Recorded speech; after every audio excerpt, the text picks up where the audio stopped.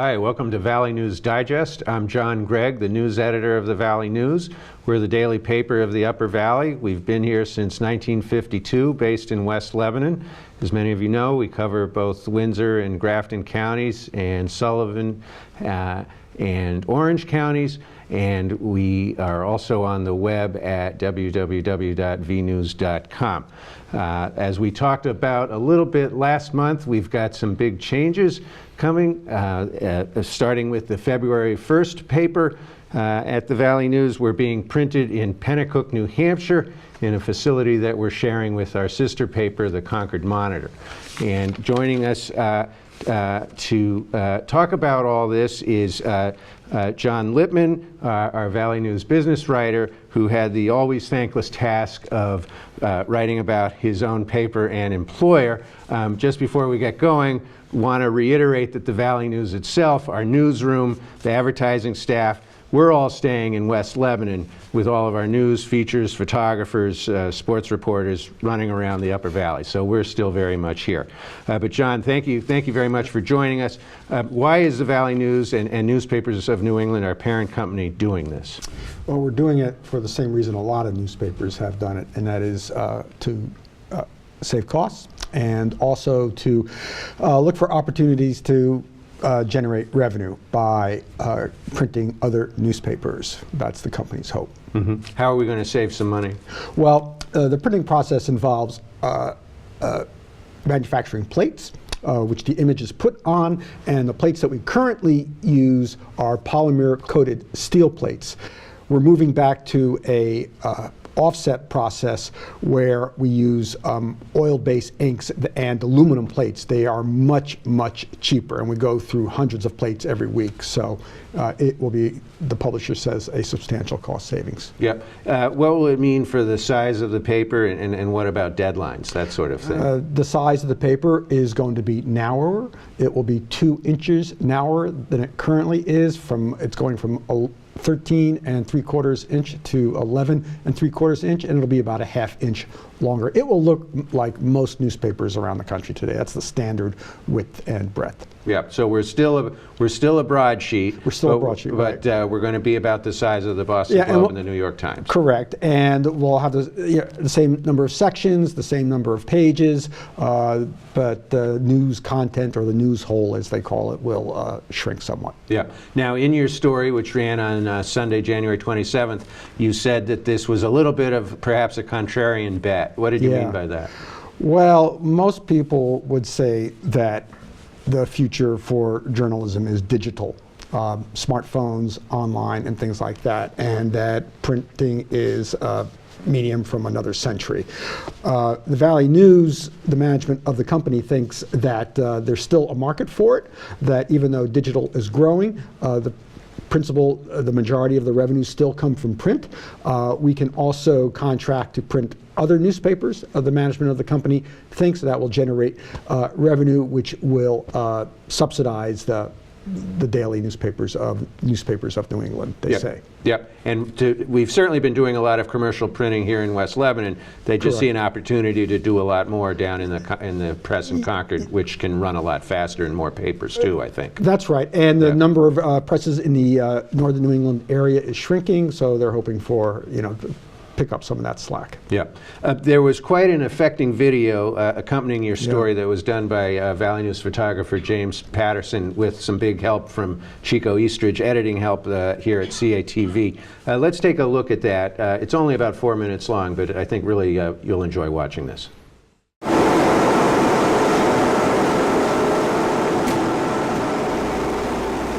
Basically, once I graduated high school, I got into printing.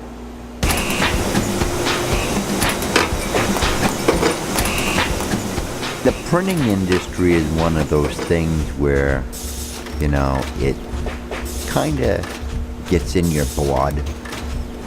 My father was always in the printing industry, so I kind of more or less followed in his footsteps. In fact, he first started at the Valley News. I mean, it's just something that you kind of fall in love with. One thing I'm blessed to have is a good crew, that takes good care of things and keeps it well maintained. It's a great crew. I got a great crew. I mean, I'm not gonna lie. I mean, I couldn't ask for a better crew.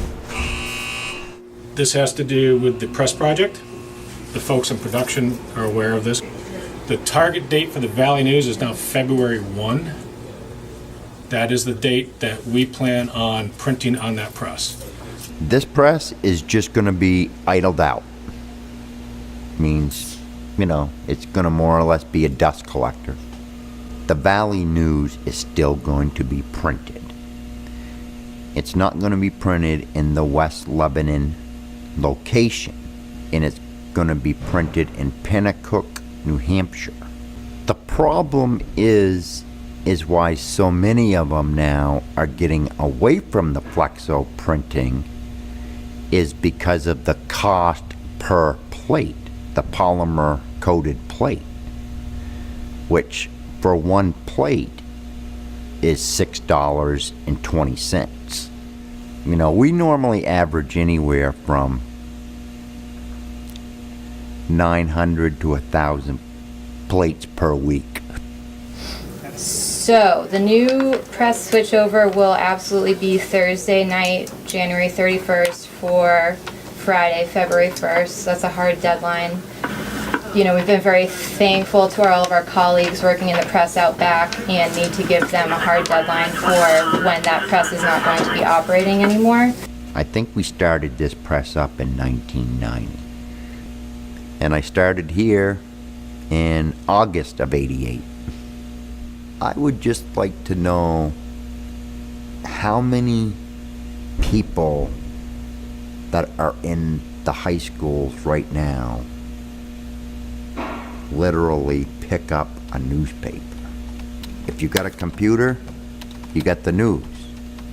Most people that have a cell phone with the internet, you got the news at your fingertips. No, I probably should go get that. Okay, cool. Thanks, Okay. It's a fast-paced job, a lot of deadlines to meet, but in the long run, it's kind of a rewarding job. How everything comes together, you know, from the news part to the delivery. You know, and these guys come in day after day after day, and they just do what they do. You know, they put the papers out. You know, that's their job, and that's what they do, and they're good at it.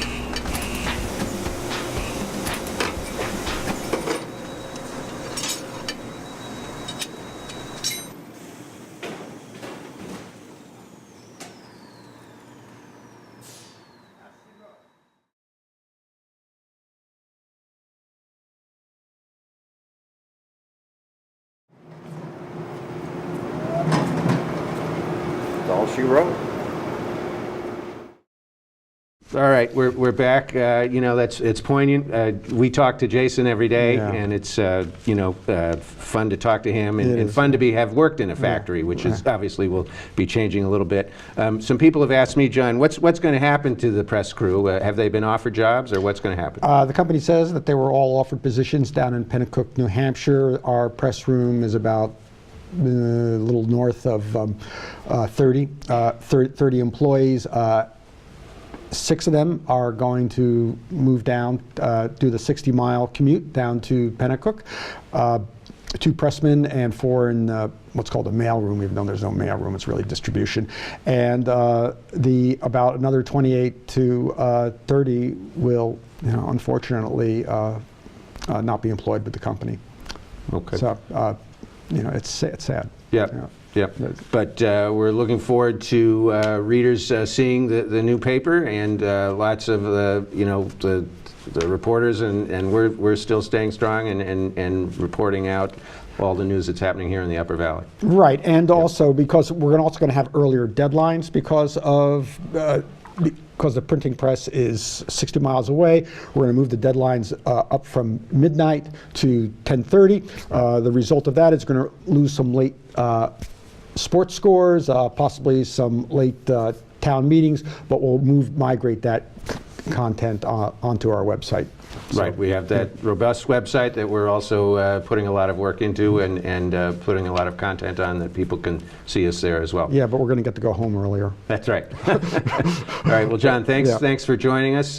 Coming up next, we're going to be joined by Ernie Kohlsaat, our editorial page editor.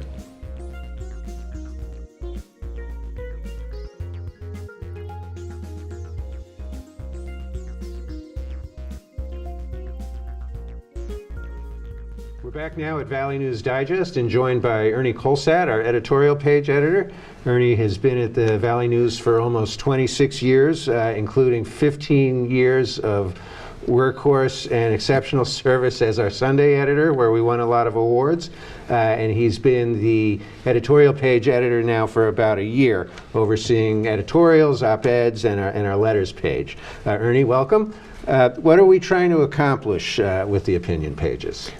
Basically, it's trying to foster a robust conversation in the community, in the pages of the Valley News, giving people a chance to express their opinion, and presenting a wide range of opinions on the opinion page. Yeah, and who decides and about and writes the editorials? And it seems like there's a mix, both from the Valley News and elsewhere, right? That's correct, John. The editorial board is made up of myself, the publisher, Dan McClory, the editor of the Valley News, Maggie Cassidy, who was on last month, I think, and our longtime editor, Jim Fox. And we meet once a week upstairs in Dan's office for about an hour. We kick around ideas. Each of us bring, say, half a dozen notions for editorials to the meeting, and we talk about, and they're largely based on stories that have been published in the Valley News in the preceding week, but also articles that we've read and seen in other media outlets, other newspapers. And then we talk about what the newspapers' stance might be on particular issues, and then at the end of the meeting, Jim Fox and I usually walk away with 2 or 3 ideas that we try to turn into an editorial for that week. Okay, and some of the big one will run on Sunday, and that's generally almost always a local one. Right? We try very hard to get local editorials in both the Saturday and Sunday edition. Jim also writes one for the middle of the week. I try to get one in the middle of the week. Things have been a little crazy lately, of course, with the transition, but we try to have at least 3, 4, or 5 local editorials a week if we can do that. Yeah, and it's certainly, I notice we run a range of op-eds, and we also seem to run a range of cartoons, and we get a lot of comments about those cartoons. Tell us about that a little bit. Well, let's talk about the op-eds first, because they're a really critical component of the opinion page. We're very fortunate to have local ownership who's chosen to provide us with syndicated material from both the Washington Post, Tribune News Service, of course the Associated Press for news. From those syndicates, we get a wide range of opinion pieces and editorials that really help us present a wide range of views on the opinion page. Part of that is the cartoons that you mentioned, and I think that's one of my favorite parts of the job, is working with the editorial cartoonists. They're all syndicated, of course. But what I think why I like working with them so much is that I was sort of a frustrated illustrator or drawer when I was younger, and then realized I had no talent for it.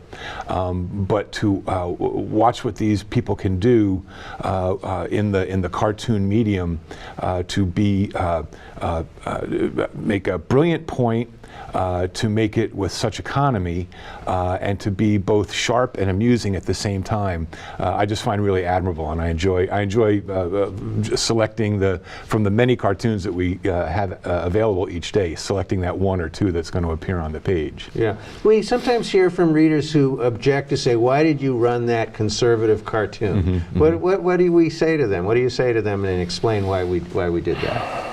Well, we don't really get a complaint exactly like that. We will get a specific complaint about conservative cartoons, and also, as we've discussed, about Doonesbury, which is unabashedly liberal. And the answer to all those questions is we're trying to provide a range of views and viewpoints on the page. It's, many, many years ago in the early days of newspapers were partisan, strictly partisan, for one party or movement or another. Those days, I think, are past largely, and it wouldn't be responsible for us to have one and only one opinion presented every day on the page, either in the op-ed columns or in the cartoons. So we try very hard to provide a range. One of the key or most notorious, if you will, cartoonists who prompted a lot of complaints was the recently retired Glenn McCoy. He retired last year from editorial cartooning. I think he's still doing some other work. His drawings were very sharp and very pointed, and they did prompt a number of complaints. When he retired, we looked around for quite a while to find a conservative cartoonist to step into his shoes. And the first 3 or 4, maybe 5 cartoonists that were offered to us through the various syndicates, this is when Marty Frank was editor, we weren't that thrilled with basically the quality of the art. The points were there, but the art was not something that we thought was up to standards. And then through the Washington Post Syndicate, a cartoonist by the name of Lisa Benson was made available to us. And I think she makes points every bit as sharp as Glenn McCoy did. I like her artwork a lot better. And she also takes on a number of different topics that are not strictly political. I remember one about the gyrations in the stock market with a representation of a roller coaster right at the turn of the year, and that was pretty good. She's also taken a couple of good shots at Speaker Nancy Pelosi, and her recent cartoon about newly elected New York Congresswoman Alexandria Ocasio-Cortez prompted an interesting couple of letters. One sort of liking the cartoon and one actually not particularly understanding it entirely, I think it seemed like. This is absolutely a perfect example of what the cartoons can do on this page, and that is to prompt the discussion.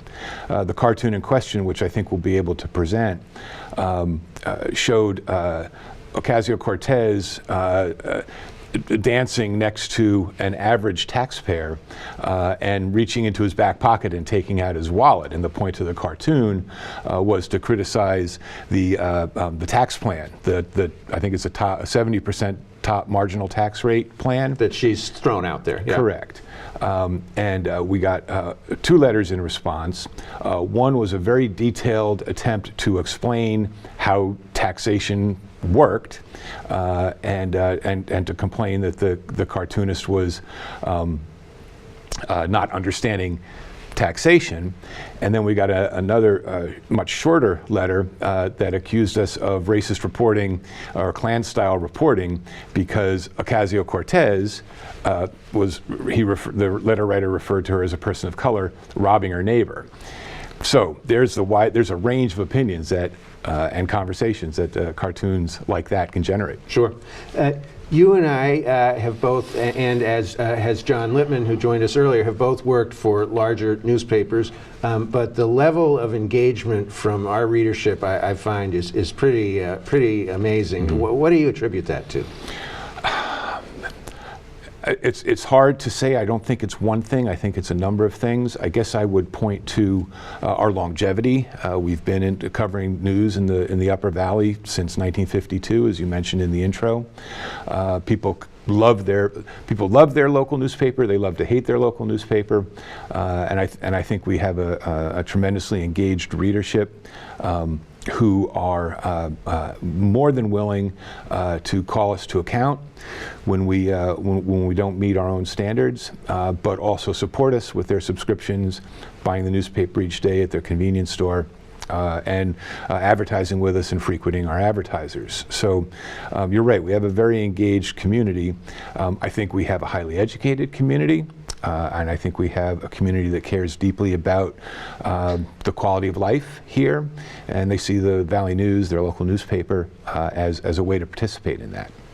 One of the big parts of your job is sorting through, reading, and editing letters to the editor. Tell us a little bit about that. That was the part of the job when I was thinking about taking the job that I was most worried about, and it's turned out to be the part of the job that I think I like the most because of the wide range of contributors, of thoughts, ideas, ways of expression. Who knew? And I have last year's letters to the editor here. I'm not going to say that it's every single one. This is like Ronald Reagan with the State of the Union bills. The budget, the 40-pound budget, right? So we publish about 5 letters a day. And so if you do the math, that's about 1,800 letters in the course of the year. If you think about that, 1,800 voices. I think to be part of that and to help those people have their thoughts and concerns heard. It's an awesome responsibility, and it's really fulfilling. I bet it is. I mean, you hear from a wide range of people.